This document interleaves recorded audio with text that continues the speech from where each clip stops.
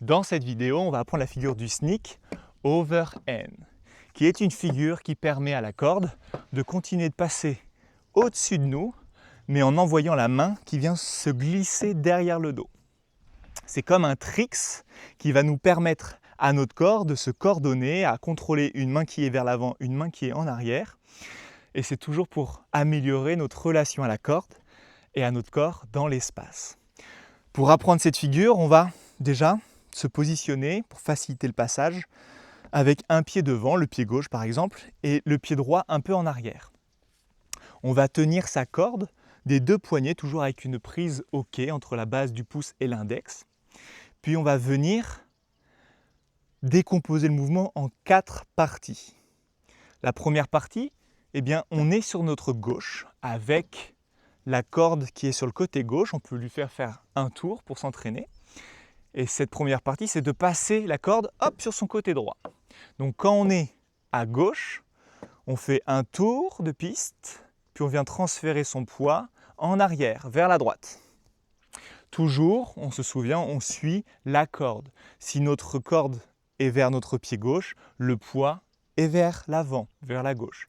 Si notre jambe droite est en arrière, au moment où la corde passe de l'autre côté, j'accompagne avec mon poids en arrière. Alors on peut s'entraîner au début juste à faire cette première partie. Aller à droite. Juste cette partie. Et au moment où on va aller sur notre droite, on va commencer la manœuvre. La deuxième partie, ça va être d'envoyer sa main droite arrière dans le bas du dos, comme si on voulait chercher la poche opposée, la poche gauche. De dos, pour voir la figure, je suis à gauche, j'arrive à droite, j'envoie, au moment où ma corde arrive à droite, j'envoie ma main droite arrière qui vient se caler dans le bas du dos, vers la gauche, presque vers la hanche opposée. Et c'est le dessus de la main qui vient se caler derrière. Donc ça fait première partie. Deuxième partie, j'envoie la main. Juste ça. Si la corde s'en mêle, j'essaye de la démêler et de finir dans cette position. Je viens de finir ma deuxième partie. Je me remets de face. Ma main est calée dans mon dos, elle est comme ancrée. Je vais la laisser ancrée. On veut s'entraîner à commander sa main et la bloquer dans le dos. Maintenant, notre rôle, ça va être de faire passer cette corde de l'autre côté. Et pour cela, on veut faire tourner la corde avec sa main gauche avant. Alors, on veut faire comme un mouvement d'ouverture avec sa main, un léger coup, une légère intention pour envoyer avec sa main gauche, hop, la faire passer au-dessus de sa tête. L'idée, c'est de le faire passer de l'autre côté. On ne veut pas faire de grands gestes pour qu'elle arrive de l'autre côté. On veut s'entraîner, peut-être avec de l'élan. La main est ancrée toujours derrière le dos, la main droite arrière et la main gauche, hop, à faire un petit mouvement d'ouverture. Et une fois qu'elle atterrit ici, je viens de finir ma troisième partie du mouvement. Ma main arrière est toujours dans mon dos. Et pour la quatrième partie, eh bien, je vais décrocher la main avec la corde en arrière et la faire venir rejoindre la position de départ, rejoindre ma main gauche. Quatrième partie, hop. Et en même temps que je fais ça, eh bien la corde passe au-dessus de ma tête. C'est ce que je veux faire. Hop. Comme si on décrochait la main, qu'on la faisait ouvrir et la rabattre, position de départ. On veut s'entraîner à intégrer chaque partie du mouvement. Pour cela, on veut seulement d'abord positionner sa main arrière dans le bas du dos, poche opposée, puis ensuite avec sa main avant, on fait passer la corde de l'autre côté et ensuite on finit par ramener la corde vers l'avant. De dos, cela donne.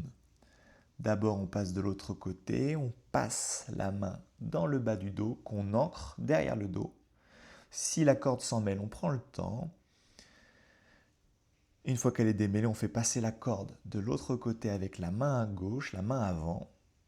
Et une fois que la corde est tombée de l'autre côté, là, je vais pouvoir décrocher la main arrière du dos et la ramener position de départ. Une fois que tous ces mouvements sont bien intégrés, eh bien, je veux lier notamment la deuxième partie avec la troisième partie. Au moment où la main arrière se cale dans le dos, eh bien je vais actionner ma main avant en même temps, garder ce mouvement d'ouverture pour faire passer directement la corde de l'autre côté. Je veux m'entraîner à travailler ce passage, la main qui se cale derrière, la main avant qui fait ce mouvement d'ouverture pour positionner la corde de l'autre côté. Et une fois que je maîtrise ce passage, eh bien, au moment où la corde atterrit de l'autre côté, seulement là, je vais pouvoir décrocher ma main du dos et finir ma figure du sneak. En même temps qu'on fait tous ces mouvements avec nos mains, nos bras, c'est toujours notre corps qui est impliqué dans le mouvement. Donc on accompagne toujours avec ce transfert de poids du côté où la corde va. Donc de côté, on va pouvoir le voir, le corps au début il est sur la jambe avant, quand la corde part dans le dos en arrière, il se positionne en arrière, puis il repart vers l'avant au moment de rabattre la corde. Ça fait vraiment avant, en arrière, et puis on revient en avant.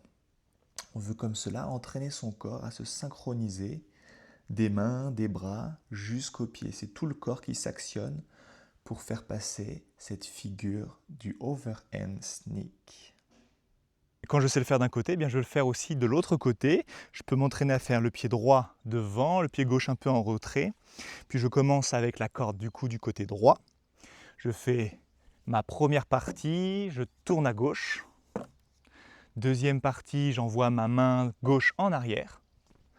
Je m'entraîne à démêler la corde. Si je veux reprendre la décomposition du mouvement, troisième partie, je fais passer la corde de l'autre côté. D'un mouvement léger. Quatrième mouvement, je rabats ma main arrière vers l'avant. Cette figure du overhand sneak peut prendre du temps à maîtriser. Ça va vraiment être les répétitions, la pratique qui va permettre de rendre le mouvement de plus en plus fluide en intégrant ce transfert de poids et en passant du temps aussi bien d'un côté que de l'autre pour pouvoir vraiment maîtriser la figure de chaque côté. En faisant confiance au processus d'apprentissage et en s'entraînant un petit peu régulièrement, la maîtrise du sneak apparaîtra naturellement. Bon voyage pour cette exploration.